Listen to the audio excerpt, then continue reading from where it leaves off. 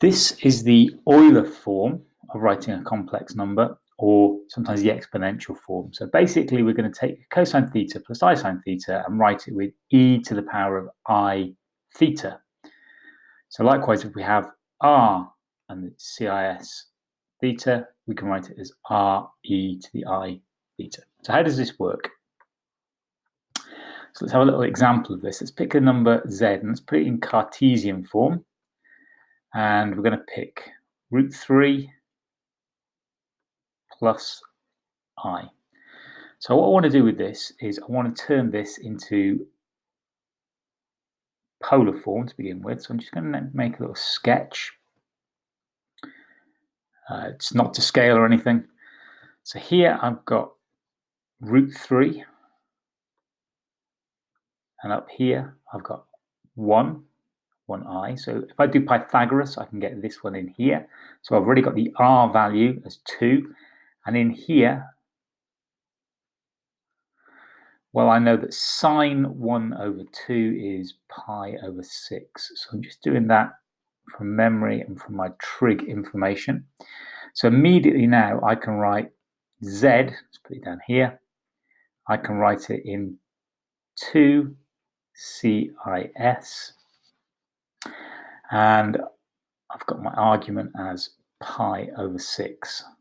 So there it is in CIS form. And now if I just want to convert it into Euler's form, that's simply r, which is 2, e, I, and then we've got our theta, which is pi divided by 6. So that's simply how I can convert between those two different forms, or the three different forms. I'm also going to do one example now of an operation that we can do using the polar form. So let's put that one over here to keep it all on the same page. And what we're going to do is we're going to take two numbers in Euler's form, exponential form. So I'm going to take something like 3e I pi divided by 4. And I'm going to multiply that by 2e I pi divided by 3.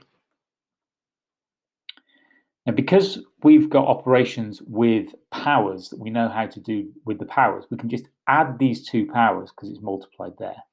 So we've got 3 and 2, that becomes 6. So that doesn't change. This is just what we use with the powers. These are both i's, so it becomes I, and I just add these two up to give me 7 pi over 12. Now these rules correspond with the rules that you found when you wrote it in polar form like this. You can also apply these rules if we do this number divided by this number or a power of this number. And they again just correspond with the polar form.